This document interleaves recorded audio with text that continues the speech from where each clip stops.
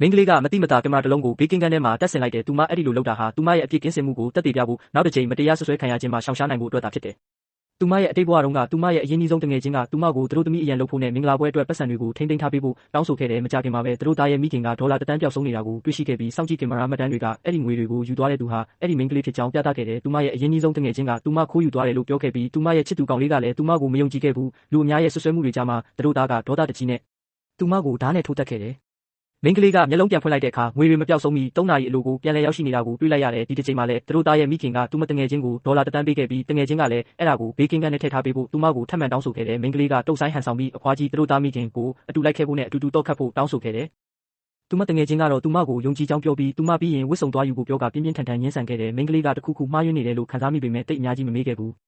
ဘေးကင်းကန်းစီရောက်တဲ့အခါသူမကမတိမတာအပေါက်ရွယ်ကင်မရာတစ်လုံးကိုတက်ဆင်ခဲ့ပြီးနောက်အဖွားကြီးကိုလှုပ်ဝက်နံပါတ်သတ်မှတ်ခိုင်းကငွေတွေကိုကိုယ်တိုင်တော့ခတ်စေခဲ့တယ်တိုးတိုင်သူမကစိတ်မသက်မသာဖြစ်နေတော့မယ်အရင်တစ်ချိန်ကစောင့်ကြည့်ကင်မရာမှတ်တမ်းတွေကိုဘယ်လိုလက်ဖြားထားခဲ့လဲဆိုတာတတိယမိတဲ့အတွက်အပြစ်ကင်းကြောင်းတက်တည်ပြနိုင်မဲ့အကြောင်းပြချက်တစ်ခုဖန်တီးဖို့ဆုံးဖြတ်လိုက်တယ်သူမသည်သူမ၏ဓမ္မတဲမှုထချွတ်လာစေရန်တရက်ပြီးကိုစားလိုက်ပြီးနောက်ဆေးဝယ်ရန်အတွက်သူမ၏တငယ်ချင်းကိုအတူလိုက်ခဲ့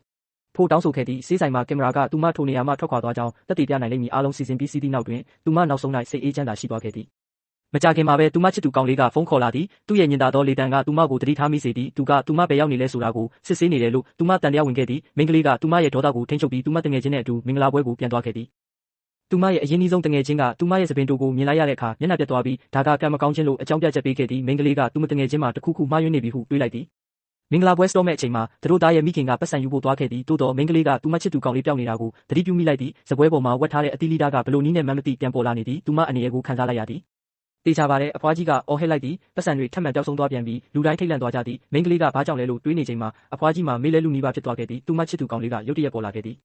ဒီအဖြစ်ပြက်ကငွေကိုတကယ်ယူသွားသူကဘယ်သူလဲဆိုတာကိုဖော်ထုတ်ဖို့ဟိုတယ်မန်နေဂျာရဲ့အာရုံကိုဆွဲဆောင်လိုက်သည်မန်နေဂျာကလူတိုင်းကိုစောင့်ကြည့်ကင်မရာမှတ်တမ်းများစစ်ဆေးဖို့ခေါ်သွားခဲ့တော့လဲမိန်းကလေးအံ့အားသင့်သွားသည်မှာ